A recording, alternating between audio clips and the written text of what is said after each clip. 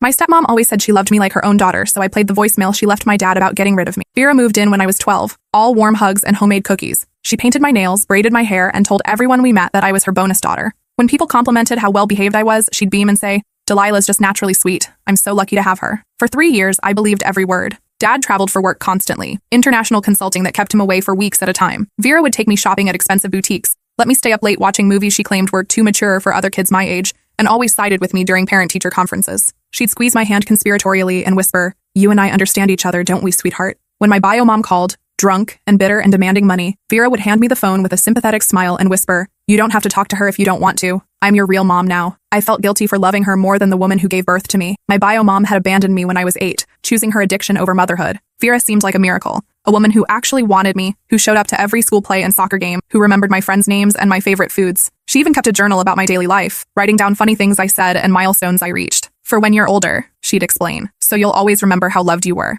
I'd catch her writing in it sometimes, tongue peeking out in concentration, and feel overwhelmed with gratitude. The red flags were so subtle I didn't recognize them as warnings, like how she'd always interrupt when I talked about memories from before she moved in. "Oh, honey, you were so young then. Are you sure that's how it happened?" She'd say it with such gentle concern that I'd start doubting my own recollections. Or how she gradually isolated me from Dad's extended family. His sister, Aunt Patricia, had always been close to me, but Vera would schedule conflicting activities during family gatherings. "Delilah has been looking forward to this art class for weeks," she'd tell Dad apologetically. I hate to disappoint her. Aunt Patricia started calling less frequently. Eventually, she stopped calling altogether. Vera also had a way of inserting herself into every conversation I had with Dad. If he asked about school, she'd jump in with elaborate stories about my day before I could answer. If I tried to tell him about a problem I was having, she'd already have researched solutions and would present them as though we'd discussed them together. "Delilah and I think it would be best if," became her constant refrain. Slowly, I started feeling like a supporting character in my own life, but I pushed down my discomfort because Vera's love felt so real. She knew exactly what to say when I was upset, exactly which comfort foods to make when I had a bad day. She helped me with homework every night,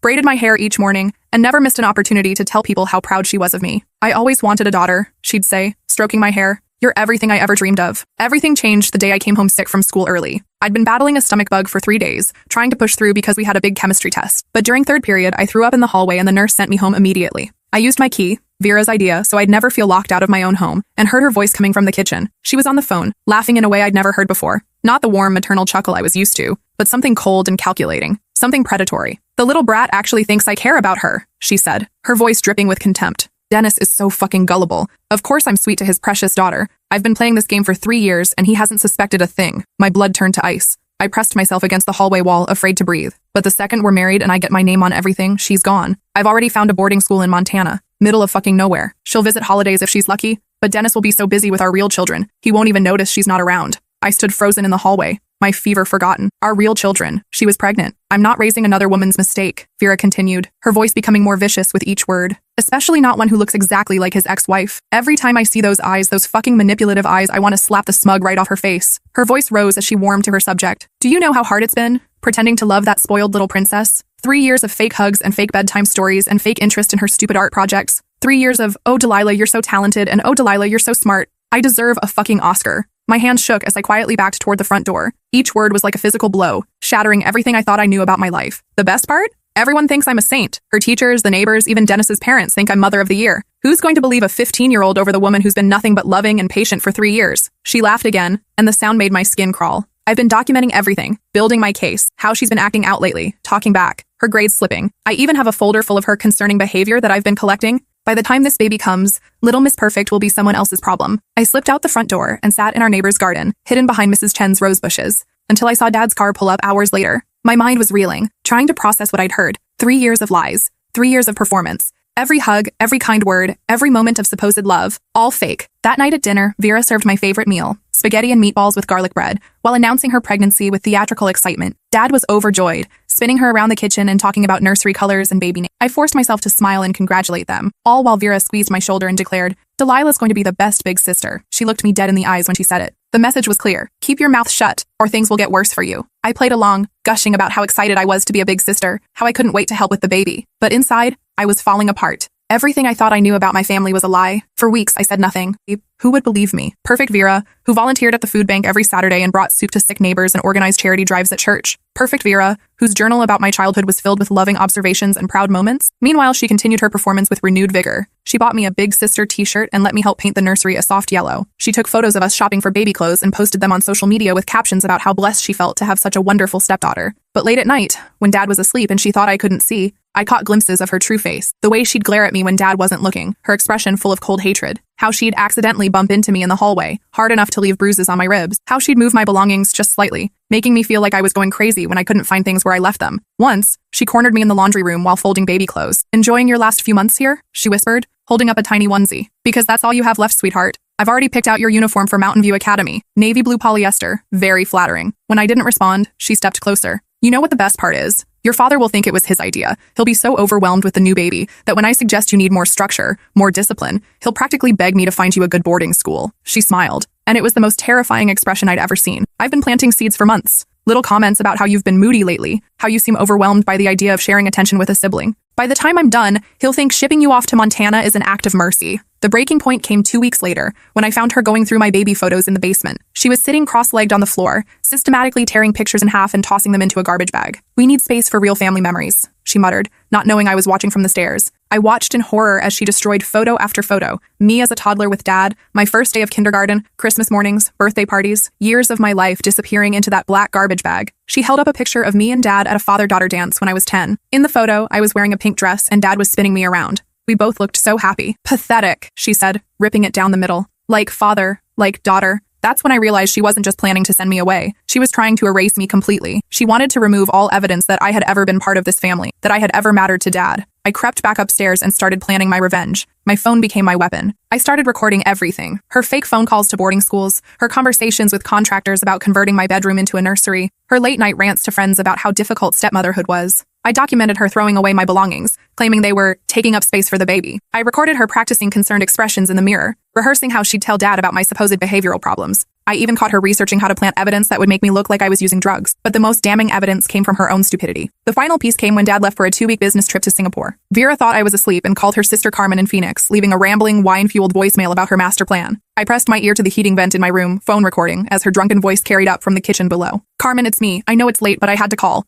I'm so fucking close I can taste it. 2 more months and that little bitch will be out of my hair forever." She was slurring slightly, and I could hear wine glasses clinking in the background. "Dennis is wrapped around my finger. These pregnancy hormones have him treating me like a goddamn queen. I've been documenting every little thing, how she's been acting out, talking back, her grades slipping from A's to B's. I even planted some of my old anxiety pills in her backpack that I can discover if I need to escalate things." She laughed at her own cruelty, the sound echoing through the vents. "The best part? I've already forged his signature on the boarding school application. Mountain View Academy confirmed they have a spot for her starting in September. All I need is one good performance about how heartbroken I am to send my stepdaughter away for her own good. Dennis will eat it up with a fucking spoon." My hands were shaking so hard I almost dropped the phone. "I've been the perfect stepmother for 3 years," she continued, her voice getting more animated. "Everyone adores me. Her teachers think I walk on water. The neighbors constantly tell me what a saint I am for taking on another woman's child. Even Dennis's parents think I'm a fucking miracle worker." She paused to take another drink. "Who's going to believe a 15-year-old over the woman who's been nothing but loving and patient? I have 3 years of documentation proving what a devoted mother I've been. Parent-teacher conferences, volunteer hours, medical appointments. I've been building my credibility while she's been building her dependency on me." The casual cruelty in her voice made me feel sick. "And the journal. Oh God, Carmen, the fucking journal is genius. 3 years of fake entries about how much I love her,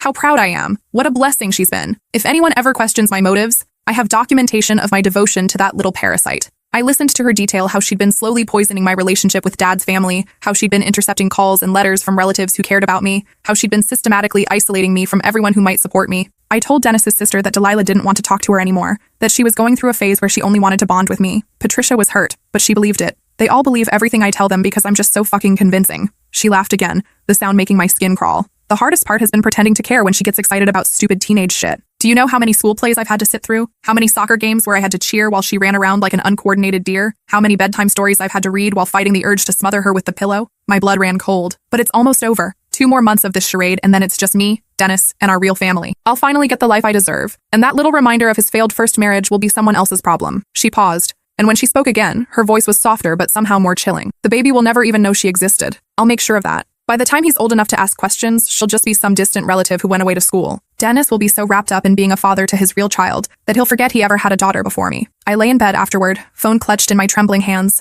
listening to her destroy my entire world with casual indifference. Every kind word, every hug, every moment of supposed love, all calculated manipulation designed to get close enough to Dad to destroy me. But I wasn't the same naive 12-year-old who had welcomed her into our home 3 years ago. I was 15, and I was done being anyone's victim. The next morning, she served me pancakes shaped like hearts, just like she had on my 13th birthday. "Sleep well, honey?" she asked sweetly, stroking my hair as I ate. "Like a baby," I replied, matching her fake smile perfectly. That's when I knew I had to act fast. She was planning to frame me for drug possession, forge documents, and manipulate my father into sending me away. I had maybe 2 weeks before Dad returned, and she put her plan into motion. I spent the next few days being the perfect daughter. I cleaned the house without being asked, cooked dinner every night using recipes I found online, and even gave Vera foot rubs while she complained about pregnancy discomfort. I massaged her swollen feet and listened to her talk about nursery themes and baby names, all while planning her destruction. She basked in the attention, completely unaware that I was documenting everything. I recorded her throwing away more of my belongings, trophies from middle school track meets, art projects I'd made in elementary school, birthday cards from relatives. I filmed her practicing fake tears in the mirror, rehearsing different versions of the conversation where she'd tell Dad about my supposed behavioral problems.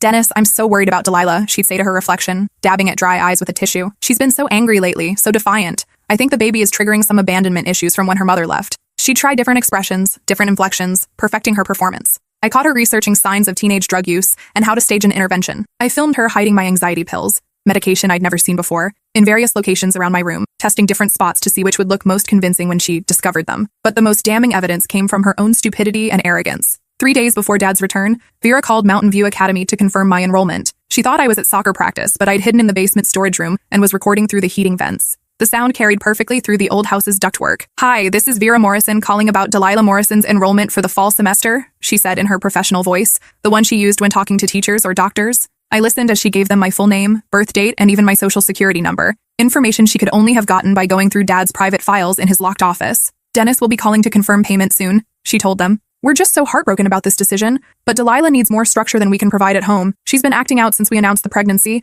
and we think some distance and professional guidance will be best for everyone." The admissions counselor apparently asked about my academic performance, because Vera launched into a rehearsed list of lies. Her grades have been slipping, and her teachers are concerned about her attitude. She's become defiant and argumentative, especially toward me. I think she's having trouble adjusting to the idea of sharing her father's attention. She paused, listening to something on the other end. "Oh yes. We've tried family counseling, but she refuses to participate meaningfully. She just sits there and glares at me. It's become quite hostile, and frankly, I'm worried about the safety of our unborn child." My mouth fell open. She was painting me as dangerous, potentially violent. "I found some pills in her room last week. I have no idea where she got them." When I confronted her, she became verbally abusive and stormed out of the house. We didn't see her for 6 hours. None of that had happened. She was creating an entire fictional version of me, a troubled teenager who needed to be removed from the home for everyone's safety. Dennis is devastated, of course. She's been the perfect daughter until recently, but something has shifted. I think the boarding school environment will give her the structure and professional support she needs while allowing our family to heal. When she hung up, I heard her laughing to herself. "Stupid little bitch never saw it coming," she muttered. 2 more days, and she's out of my life forever. That night, I organized all my evidence into a comprehensive file. Audio recordings, video footage, screenshots of her search history,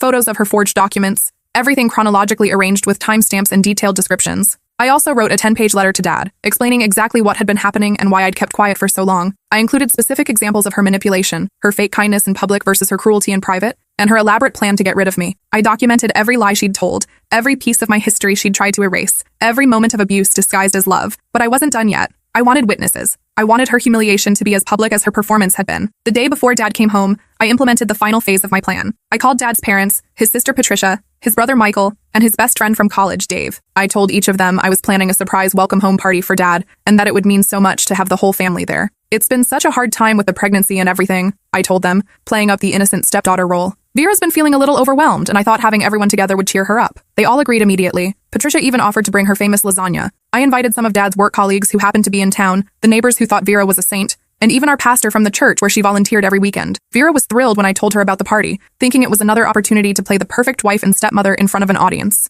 "Oh, sweetheart, what a thoughtful idea," she gushed, hugging me tight. "This is exactly why it breaks my heart that you might need to go away to school. You're so considerate, so mature. I just want what's best for you." She was already laying the groundwork, letting me know that even in front of our guests, she'd be setting up her narrative about sending me away. She spent hours preparing, baking Dad's favorite chocolate cake from scratch, decorating the house with welcome home banners, and arranging flowers from her garden. She changed outfits 3 times, settling on a flowing maternity dress that emphasized her pregnancy, while still looking elegant. "I want everything to be perfect," she said, adjusting the dining room table for the 4th time. "Your father works so hard for our family. He deserves to come home to something beautiful. Our family, not his family, our family." Because in her mind, I was already gone. That evening, everyone gathered in our living room. Dad walked through the door to a chorus of surprise and genuine delight at seeing his loved ones. Vera was in her element, playing hostess and accepting compliments about what a wonderful job she was doing taking care of everything while he was away. "You're so lucky, Dennis," his mother said, watching Vera serve drinks and appetizers. "Vera's such a natural at this family stuff." "Delilah's been such a help too," Vera replied, pulling me close for a side hug, though she's been going through a bit of a rough patch lately.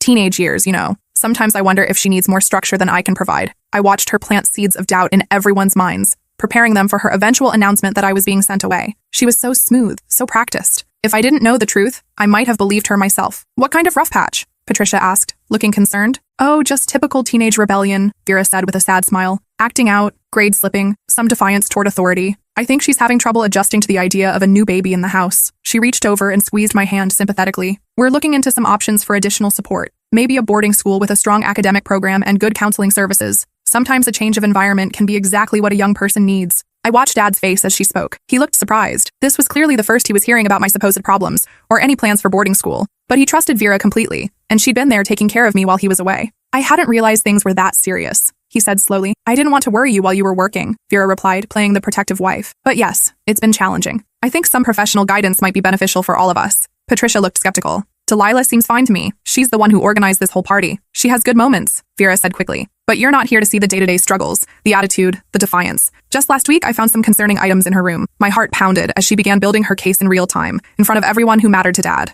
After dinner, I helped serve coffee and dessert, playing the role of dutiful daughter while my stomach churned with anticipation. Everyone was relaxed and happy, sharing stories about Dad's trip and catching up on family news. When the conversation lulled, I stood up and clinked my spoon against my water glass. "I'd like to make a toast," I announced, my voice steady despite my racing heart. Everyone raised their glasses expectantly while Vera beamed at me with pride. "To Vera, who's taught me so much about the importance of family honesty," I said, looking directly at her. She nodded graciously, still smiling. "Vera always says she loves me like her own daughter," I continued. "So I thought tonight would be perfect to share something that really shows her true feelings about our family." The smile faltered slightly on her face, but she kept her composure. "This is a voicemail Vera left her sister last week, when she thought I was asleep." I pulled out my phone and connected it to the Bluetooth speaker Dad had gotten for Christmas. Vera's face went completely white. She started to stand, but Dave was sitting next to her and didn't move out of the way. "Delilah, I don't think," she began. I pressed play. Her drunken voice filled the room. "Carmen, it's me. I know it's late, but I had to call. I'm so fucking close I can taste it. 2 more months and that little bitch will be out of my hair forever." The room fell into absolute silence, except for Vera's recorded voice detailing her entire plan. How she was going to frame me,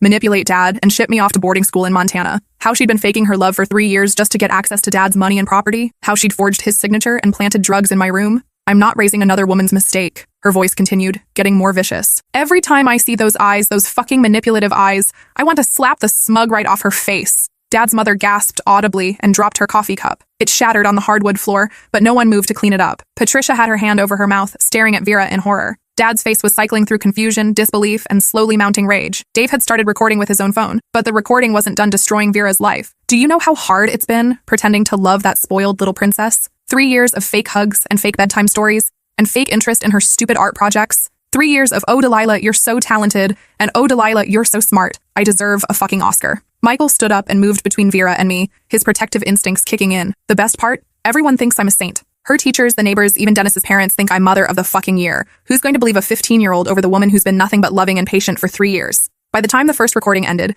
Vera was hyperventilating. She looked around the room at the disgusted faces of people who had respected and admired her just minutes before. "That's taken out of context," she stammered, her voice shaking. "I was drunk. I didn't mean any of that. I love Delilah. You all know how much I love her. There's more," I said calmly. I played the recording of her confirming my enrollment at Mountain View Academy, where she detailed fictional behavioral problems and painted me as a potential danger to her unborn child. Then came the audio of her practicing her fake tears and rehearsing different versions of her lies. "Dennis, I'm so worried about Delilah. She's been so angry lately, so defiant. I think the baby is triggering some abandonment issues." Finally, I played the recording of her calling me a stupid little bitch after she thought she'd successfully manipulated everyone. The room was completely silent when the last recording ended. Even the baby seemed to sense the tension. Vera's hand was pressed to her stomach, and she looked like she might be sick. Dad stood up slowly, his hands shaking with rage. "Get out," he said quietly. "Dennis, please let me explain." "Get out!" he roared, his voice echoing through the house. "Get out of my house right now!" Several people flinched at the volume of his voice. I'd never heard him yell like that before. "This is my house too!" Vera shrieked, her mask finally slipping completely. "My name is on the deed.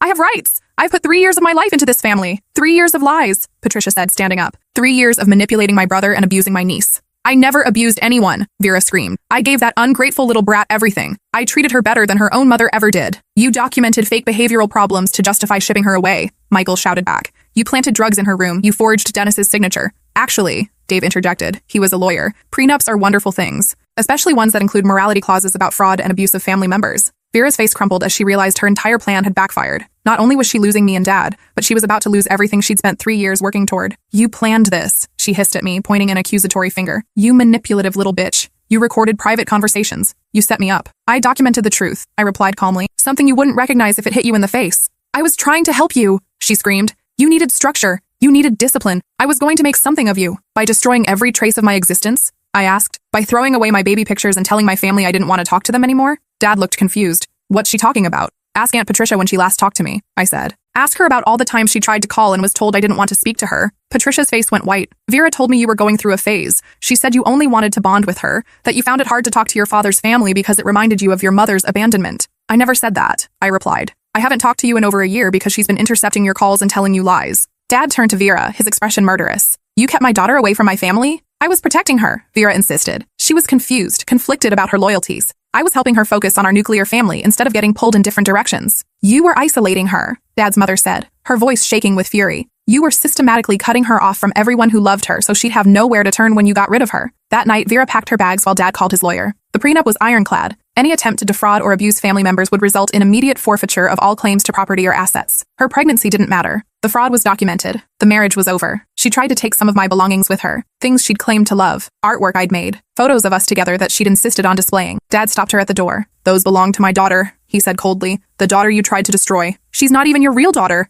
Vera screamed, her final attempt to hurt him. "She's damaged goods from your failed marriage. Our baby will be your real child." Dad stepped closer to her, and for a moment I thought he might actually hit her. "She's been my real daughter since the day she was born," he said quietly. "You've been nothing but a cancer in our lives." Over the next few weeks, the full extent of Vera's manipulation came to light. The boarding school confirmed they'd received a fraudulent application with a forged signature. The police found the drugs she'd planted in my backpack, anxiety pills that were traced back to her prescription. When they searched her belongings, they found detailed notes about how to stage evidence and manipulate family court proceedings. She was charged with fraud, forgery, child endangerment, attempted kidnapping, and conspiracy to commit perjury. The district attorney was particularly interested in the forged signature, which constituted identity theft. During the court proceedings, more victims came forward. Vera had done this before, to her first husband's daughter, whom she'd successfully shipped off to military school when the girl was 14. That girl, now 25 and named Rebecca, testified about years of psychological abuse that her father never knew about. "She convinced my dad I was troubled," Rebecca said through tears. "She made him believe I needed help, that I was acting out because of my mother's death. I spent 4 years at that school, coming home only for Christmas and summer breaks.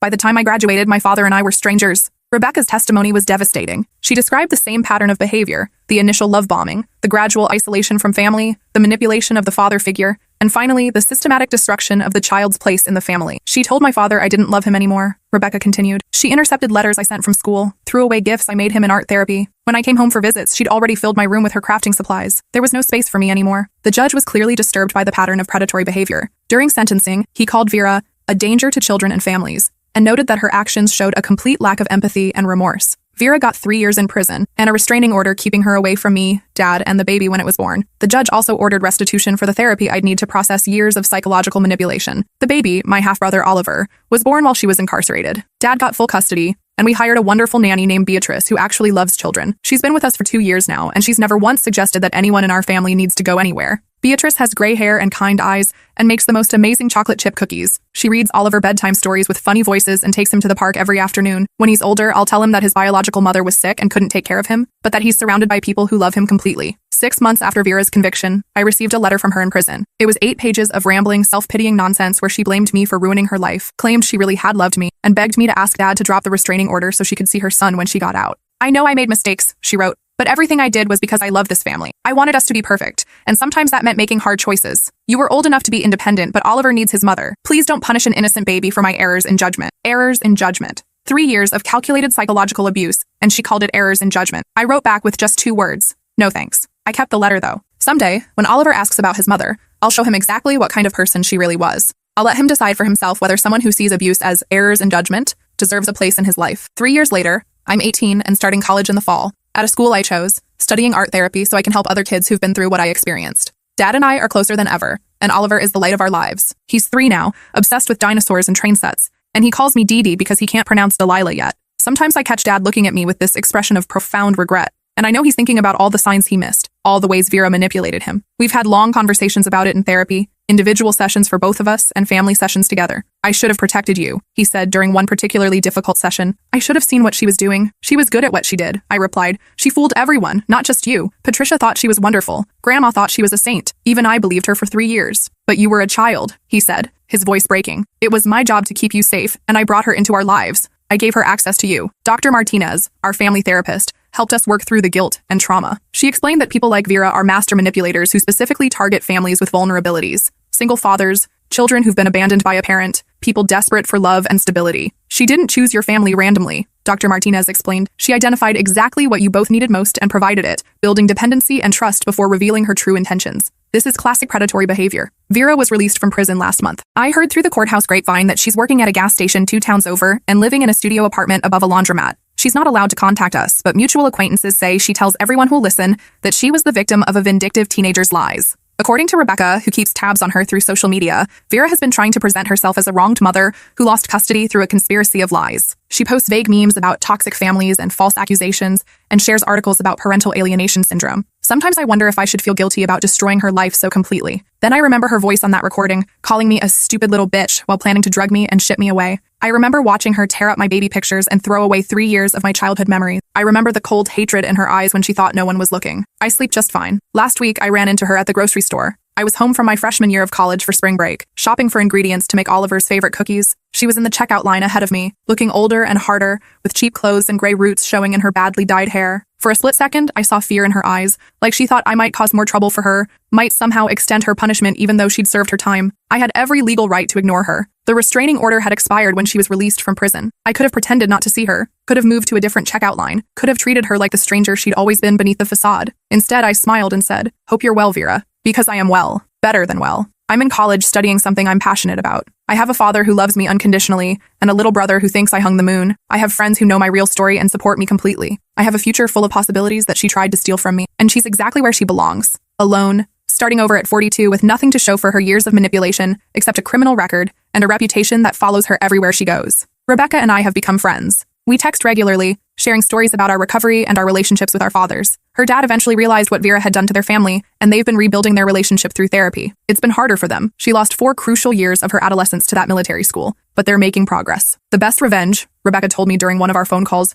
is living well. She tried to destroy us, but we survived. We thrived. We became stronger than she ever expected us to be. She's right. Vera thought she was getting rid of a weak, dependent child who would disappear quietly into whatever institution she chose. Instead, she created someone who refuses to be silenced, who documents everything, who fights back when cornered. Oliver will grow up knowing that his big sister is someone who protects the people she loves, someone who stands up to bullies, someone who doesn't let anyone rewrite her story. And maybe that's the most important lesson of all, that love isn't about control or manipulation or possession. It's about believing in someone's right to exist, to take up space, to matter. Vera never understood that. She saw love as a performance, affection as a tool, family as a game to be won. She lost because she never realized that real love doesn't require you to destroy someone else to prove your worth. Sometimes, late at night when Oliver has a nightmare and crawls into my bed, I think about how different his life would have been if Vera had succeeded. He would have grown up with a mother who saw children as obstacles to overcome, who viewed love as conditional, who believed that some people mattered more than others. Instead, he's growing up in a house where his big sister reads him stories and helps him build Lego castles, where his father comes to every school play and soccer game, where our nanny Beatrice teaches him that grown-ups should be safe and predictable and kind.